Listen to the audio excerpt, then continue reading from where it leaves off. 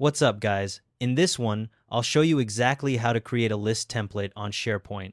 I'll be doing this on SharePoint Online. First, open the SharePoint list that you want to save as a template. This should be the list that has all the columns, views, and structure you want to reuse. Once you're viewing that list, we can move to the next step. Now, click the settings gear icon in the top right corner of the page. From the drop-down that appears, select List Settings. This will open the List Settings page where you'll see various configuration options. Scroll down to the Permissions and Management section. In that section, you'll see a link called Save List as Template. Click on it. This will take you to the Save as Template page. If you don't see this option, custom scripting might be disabled on your site. You'd need to contact your SharePoint admin to enable it.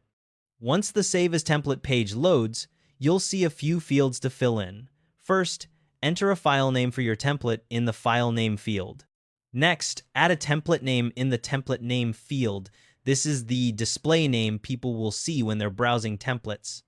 Below that, there's an optional template description field where you can add notes about what the template is for. Fill that in if you want to. Next, decide whether you want to include the existing data from your list. If you want the template to include all the current list items, check the Include Content checkbox.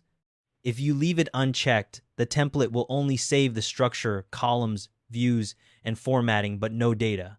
Most of the time, you'll want to leave this unchecked so the template is clean for new lists. Once you've entered your details and made your choice on content, click the OK button at the bottom of the form. SharePoint will process the template and you'll see a confirmation screen once it's done.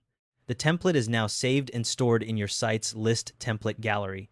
When you or anyone else on the site creates a new list, your template will appear alongside the built-in SharePoint templates.